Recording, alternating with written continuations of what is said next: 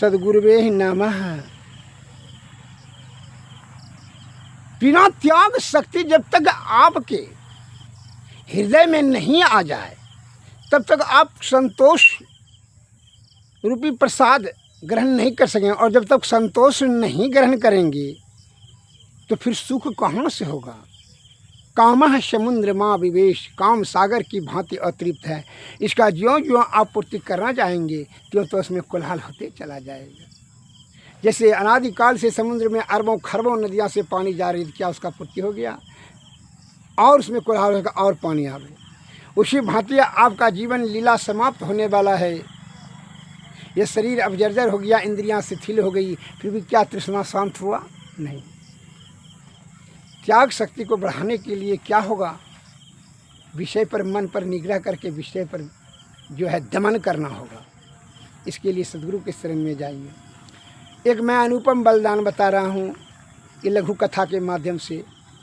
एक निर्दयी और कठोर हृदय वाला शिकारी ने एक पक्षी को फंसाया, कबूतर को। कबूतरी को जाल में फंसा लिया। वह बांध कर करके लपेट के जाल में जा रहा था। इतने भीषण वर्षा होने लगा, इतना भीषण वर्षा तो वो गाछे के निकट में जो है एक वृक्ष के निकट में ठहरना पड़ा, और उसको तीव्र भूख लगा और ठंडा से भी कांपने लगा।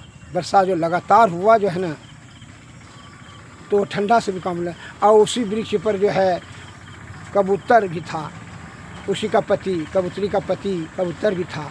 और उसने क्या देखा, वो कबूतरी जब देखा कि जब जाल में फंस गई तो वह बेचैन व्याकुल हो गया उसको छुड़ाने के लिए। उसका बेचैनी का वर्णन नहीं किया जा सकता। वह कबूतरी ने अपनी पति कबूतर का इस प्रकार बेचैनी और व्याकुलता और प्रेम देख कर करके खुशी के मारे गदगद हो गई कि हमारा कबूतर कितना हमारे छुड़ाने के लिए कितना वह प्रयत्नशील है। उसने विचार किया, कहा कि अरे हमको छुड़ाने के बारे में सोचने से पहले आप इस मनुष्य का प्राण को रक्षा कीजिए। कैसे? तो उसने कहा इसको जो है ना भोजन ठंडी से ही मर जाएगा, इसको आप इसको बचाइए। वह जो है लकड़ी, सूखा लकड़ी जगह जगह से चुन करके लाया और आगिन लगा करके उसको सामने में आगिन लगा दिया, तापा। और जब है ना वो भूख से पड़ता है, उसका देखा कि भूख से भी छटपट कर रहा है, तो वह कबूतर ने क्या किया कि अपने शरीर को जो है उसमें झोंक दिया आगिन में कि हम जल करके हमारा मांस वो खा करके भक्षण कर करके उसका क्षुधा पूर्ति हो जाएगा, पेट भर जाएगा। शिकारी यही कबूतरी का जो है जब से कहा तो कबूतरी ने उसी को जो है ना वो शिकारी का ही सुखी रखने के लिए उसने प्रयत्न किया, अपने जो शरीर को भी जला दिया उसी आगिन में। इस तरह बलिदान देख कर करके कबूतरी खुशी के मारे उसका ठिकाना नहीं रखा। वह हमारा कबूतर जो है परम धाम को प्राप्त कर लिए। कितना जो है अनुपम बलिदान, अपने आप को ही बलिदान दे दिया जो है कि इस शिकारी को प्राण का रक्षा के लिए। इस प्रकार जो है कबूतरी के मन में अगाध प्रेम हुआ, श्रद्धा हुआ और खुशी के मारे वह गदगद होकर के नाचने लगी। तो शिकारी के मन में भी जो है अंतः दिल से आत्मज्ञान हुआ कि देखिए हमारे प्राण के रक्षा के लिए कबूतर ने अपना प्राण दे दिया, आगिन जाकर लाकर दिया तापने के लिए, और हमारा शरीर गर्म हुआ और भूख मिटाने के लिए अपने शरीर को दान दे दिया। इस प्रकार इसी का परिवार है। वह जो है कबूतरी को छोड़ दिया, और कबूतरी को जैसे छोड़ा तो कबूतरी ऊपर उठ जो है पेड़ पर उड़कर गई, और वहाँ से जो है जब उसने मन में विचार किया कि जब हमारा पति नहीं रहा तो हम ऐसे पति जब संसार में नहीं रहे तो हम ये शरीर लेकर के मल मूत्र का पसीना ढोने वाला शरीर धोकर क्या करेंगे। वह भी जो है कबूतरी भी वह छलांग लगा करके आगिन में कूद गई और कि हमको भी खा करके ये शिकारी पेट भर ले। उसका ही बलिदान देख कर करके शिकारी का मन बदल गया और उसी दिन से सभी को विषय को परित्याग कर करके वो ईश्वर भक्ति में लग गया। इसलिए हृदय को परिवर्तन करने के लिए आपको बहुत बड़ा जब ठेस लगता है जीवन में, जैसे जो स्त्री को आप बहुत प्यार करते हैं वही जब आपको ठेस देती है तब जब आपका चेतना वहाँ से लौटता है। जो सुख आप आनंद मगन रहते हैं, वही सुख जब दुख में परिणत होता है तब उस समय आपकी जो है ज्ञान जो है प्रकाशित होता है। तभी आप मस्तिष्क में ज्ञान जागृत होता है कि सही अपना समय, तब आपको क्या कहते हैं, तब ईश्वर प्राप्ति, तब तक आपका समय निकल जाता है। इसलिए कहा है, मैं था तो हरि नहीं और हरि है तो मैं नहीं, अंधियारा मिटे दीपक देखे नहीं।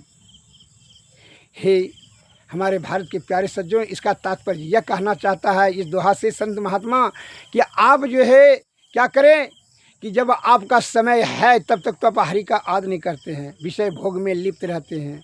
और जब आपकी आयु समाप्त होती चली जा रही है, जब हो करके जाती अंत समय में आप कहते हैं कि बेकार में समय इसे बर्बाद कर दिए। जब आपका परिवार, पति पत्नी, पुत्र, पड़ोसी अड़ोसी इत्यादि ने सब जो ठेस देता है कि ये जो बेकारे जो है अपना कीमती समय, क्या एक कितना लोभी लंपट था, पत्नी पुत्र कहेगा कितना आलसी था, कितना बुद्धिहीन था, जो कि कुछ विकास नहीं कर सका, कुछ नहीं कर सका।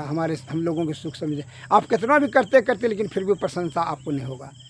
इस प्रकार जब ठेस लगता है तब उस समय आप मरने के समय में सोचते हैं, तब तक आपका आयु समय निकल जाता है। इसलिए पहले आयु निकलने से पहले ही चेत जाएं। यही संत महात्माओं का, ज्ञानियों ध्यानियों का आपको ज्ञान है, उपदेश है। यही बताना चाहते हैं कि जीवात्मा को परमात्मा को जीते जी तो परम ब्रह्म में मिला दें, तब इसकी मुक्ति हो जाएगी। जो कि 84 लाख योनि में परिभ्रमण करने से नाना प्रकार का प्रताड़न दुख होता है जीवात्मा को।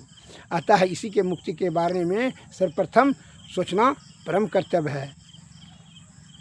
कहे कर से जो है कर्म कीजिए, कर से कर्म करहीं विधि नाना, चित राखो जहाँ कृपा निधाना। अर्थात हाथ से कर्म इंद्रिया से कर्म कीजिए, लेकिन ये चित्त जो है ईश्वर के प्रति हमेशा सदैव रखिए। शुद्ध चित्त आत्मा रखते हुए सदगुरु के शरण में रहें, उन्हीं का सेवा शुश्रूषा करें और भक्ति भजन सत्संग भजन करें और सतोगुण में रहें। यही संतों का उपदेश है। का जीवात्मा को परमात्मा चाहिए, कर्म इंद्रियाँ को, यह शरीर को नहीं चाहिए। शरीर तो यहाँ का चीज़ है, नश्वर चीज़ है, तो नाश होना ही निश्चित है, इसमें जरा भी संशय नहीं है। जय हिंद, जय भारत, नमस्कार, धन्यवाद।